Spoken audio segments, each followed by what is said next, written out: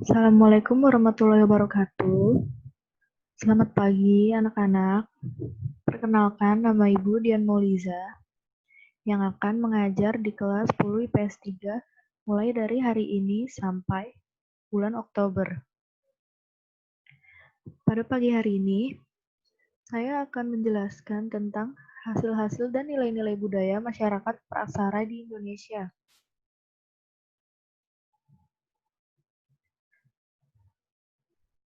Nah, tujuan pembelajarannya di sini adalah diharapkan siswa dapat mengidentifikasi pembagian zaman pada masyarakat praksara, lalu dapat menjelaskan tentang perkembangan kebudayaan dari tiap zaman pada masa praksara yang ada di Indonesia. Selain itu, siswa dapat menyebutkan hasil dan nilai kebudayaan masyarakat praksara yang ada di Indonesia. Dan juga dapat menganalisis tentang hasil-hasil budaya dari batu, tulang, dan logam yang ditemukan di Indonesia. Teman-teman dapat membuka buku paket Sejarah Indonesia halaman 46. Kalau begitu kita mulai pembelajaran pada hari ini. Nah, kita mulai dari pengertiannya dulu. Pengertian praksara itu apa sih? Praksara itu dibagi dari dua kata. Pra artinya belum, aksara artinya tulisan. Jadi, praaksara adalah zaman ketika manusia belum mengenal tulisan. Nah, untuk pembagian zamannya, pada masa praaksara ada zaman batu yang terdiri dari Paleolitikum, Mesolitikum, dan juga Megalitikum. Kemudian yang kedua ada zaman Neolitikum. Nah, selain ada zaman batu, ada juga zaman logam. Kali ini kita akan membahas zaman batu, tepatnya di Paleolitikum, atau zaman batu tua. Nah, zaman ini bermula-mula kira-kira antara 50.000 hingga 100.000 tahun yang lalu. Pada zaman ini, manusianya hidup secara nomaden atau secara berpindah-pindah dalam kumpulan atau kelompok kecil untuk mencari makanan. Mereka biasanya mencari biji-bijian, umbi-umbian, serta dedaunan sebagai makanan. Dan juga mereka saat itu belum bercocok tanam. Nah, mereka ini hidup secara nomaden yang hunianya tersebar di sepanjang aliran Bengawan Solo. Nah, di daerah ini terdapat situs-situs purba yaitu Sangiran, Sambu Macan, Trinil, Ngawi, dan juga Ngandong. Mereka tinggal di lingkungan pinggir sungai. Nah, kondisi itu, kenapa mereka tinggal di situ? Karena kondisi di sana memiliki keberadaan air yang cukup banyak dan sangat bermanfaat bagi mereka. Karena air merupakan kebutuhan pokok bagi manusia. Dan juga di mana ada air, pasti ada tumbuhan maupun binatang. Jadi mereka bisa berburu, kemudian keberadaan air itu lebih mengundang binatang untuk hidup di sekitarnya. Begitu pula dengan tumbuh-tumbuhan. Karena air memberikan kesuburan bagi tanaman, sehingga mereka yang mencari dedaunan sebagai makanan tidak mengalami kesulitan. Nah, bagi manusia, keberadaan air ini juga dimanfaatkan sebagai sarana penghubung dalam memenuhi kebutuhan hidupnya.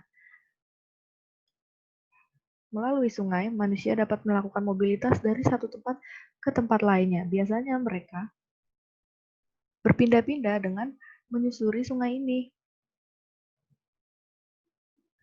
Nah, selanjutnya, kebudayaan zaman Paleolitikum ini menghasilkan dua kebudayaan, yaitu kebudayaan Pacitan, dan juga kebudayaan Ngandong. Nah, ini merupakan kebudayaan Pacitan.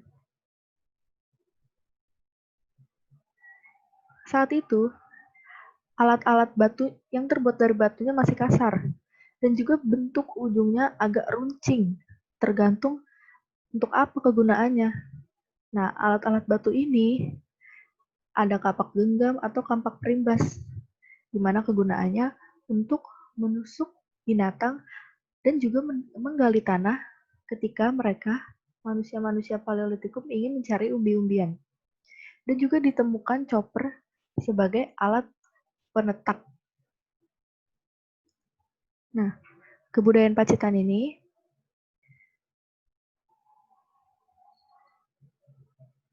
diantaranya ada kapak perimbas tersebar di wilayah Sumatera Utara, Kalimantan Timur, Sulawesi Selatan, Bali, Flores, dan juga di Timor.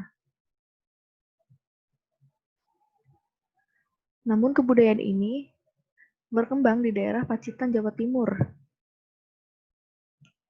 yang ditemukan oleh seorang ahli bernama Koningwold melalui penelitian pada tahun 1935.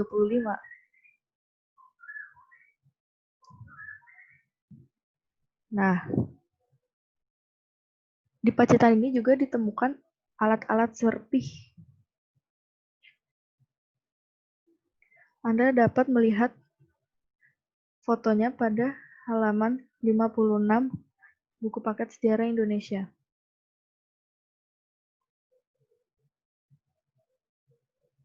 Nah, ini merupakan foto dari kapak perimbas dan juga kapak genggam.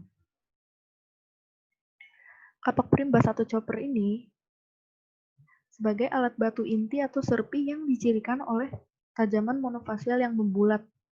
Dapat dilihat dari bentuknya, lonjong atau lurus. Alat ini dihasilkan melalui pangkasan pada satu bidang dari sisi ujung. Jadi, batu ini dipangkas untuk membentuk ujung yang runcing atau tajam.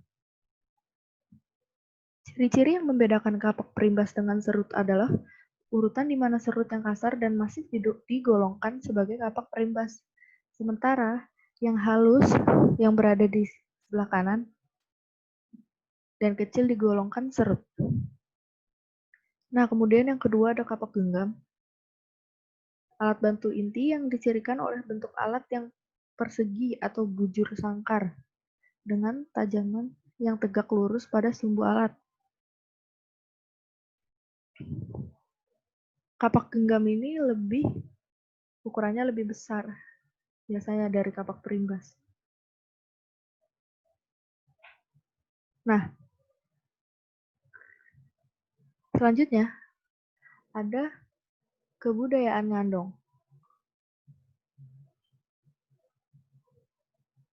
Kebudayaan Ngandong ini berkembang di daerah Ngandong dan juga Sidorejo di dekat Ngawi.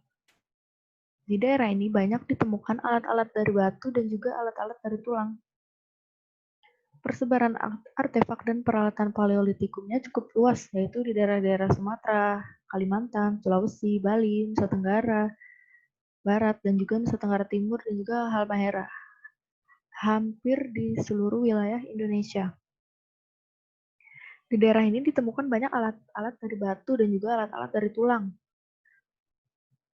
Alat-alat dari tulang ini berasal dari tulang binatang dan juga tanduk rusa yang diperkirakan akan digunakan sebagai penusuk ataupun belati. Kemudian selain itu ditemukan juga alat-alat seperti tombak yang bergerigi. Di Sangiran juga ditemukan alat-alat dari batu yang bentuknya indah seperti kalsedon. Nah, alat-alat ini disebut slek.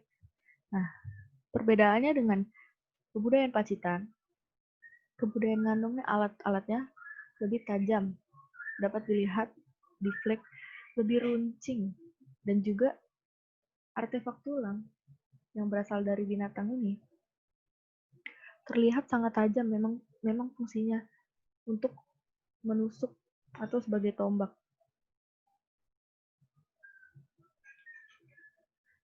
Nah, itu saja yang dapat saya jelaskan mengenai kebudayaan pada masa Paleolitikum, di mana manusianya masih nomaden dan juga masih berburu.